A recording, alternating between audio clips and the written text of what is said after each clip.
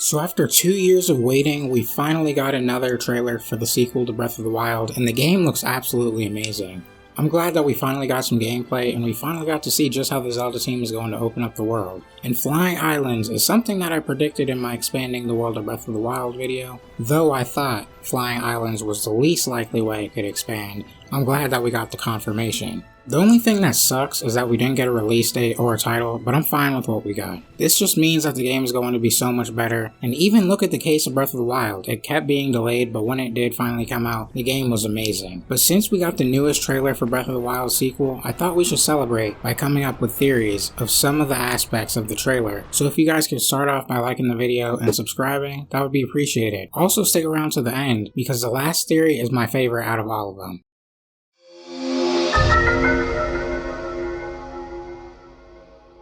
So this first theory, a lot of people seem to think that it takes place in a different time, and a lot of people seem to think that there's some sort of time travel element in this game. To me, it makes a lot of sense, since there's clearly a past and a present. In all the scenes with Modern Link, we can tell that this is Hyrule. We can tell that this is the Hyrule that we know and played in Breath of the Wild. But in all the scenes that take place in the sky, with Link wearing the green tunic, they either take place in a completely different area above the clouds or above Hyrule. In this scene, there are a few details that I wanted to point out that lead me to think that this is in the past. I saw Masked Nintendo Bandit point this out from this shot, which we can see that the ruins that were here in Breath of the Wild are now missing from this spot. But not only this, I also noticed that the bridge to the east of the ruins that's supposed to be there is also missing, but it may also just be out of view.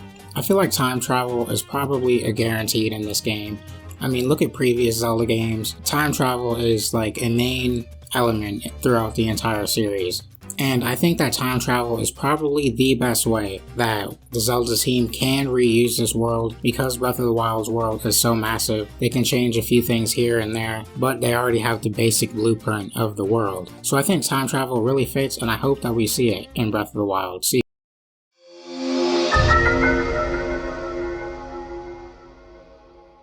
Tying in from the previous point, a lot of people seem to think that the Link that we see in all of the sky scenes is the previous hero from 10,000 years past. And I agree with this, since he is wearing the same green robe as the hero in the tapestry, and he also has the green arm. Or both of the Links that we see may be the same Link, and perhaps there's some sort of time travel element linking both calamities. We know that the sequel to Breath of the Wild started off as DLC for the Breath of the Wild, and I'm sure that the Zelda team looked back at Breath of the Wild, and perhaps looked at the ancient hero in this tapestry and figured out how to tie these Links and the ancient calamity together. This makes me really excited for what's to come in this game in terms of story. Since it is a sequel, it'll probably have a much bigger focus on the story, and will most likely be the best game in the series in terms of story.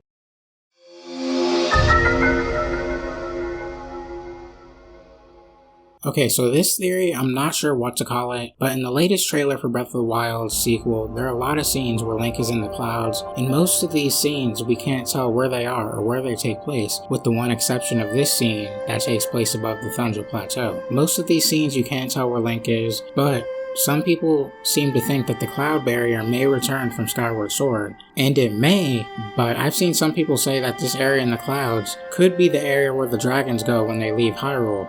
Because in Breath of the Wild, if you follow the dragons all the way up to the world, they leave through these portals.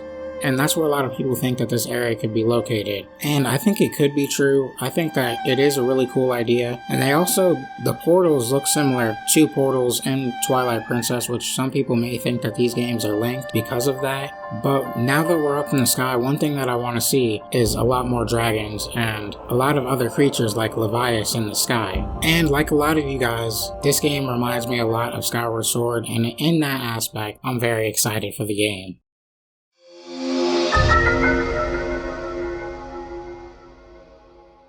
Okay, so this final theory is probably my favorite out of them all. Okay, so what if Link becomes Ganondorf? Let me explain.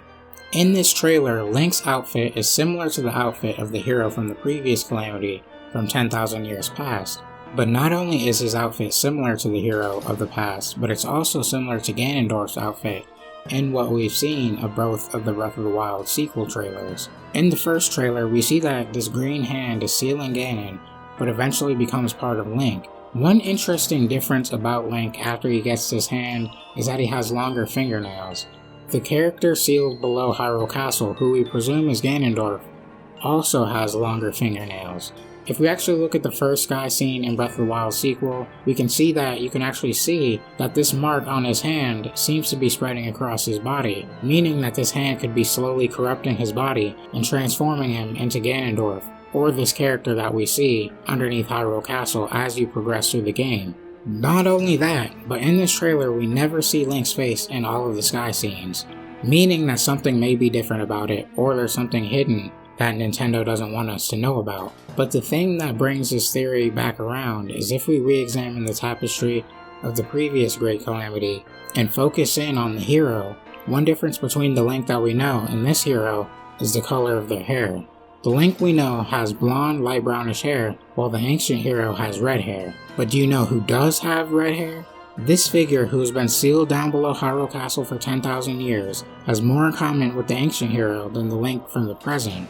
This other version of Link has the green arm, long hair, and this ancient garment, everything in common with the ancient hero except for his red hair. But Nintendo also didn't reveal the name of Breath of the Wild sequel, because the name would give away too many details.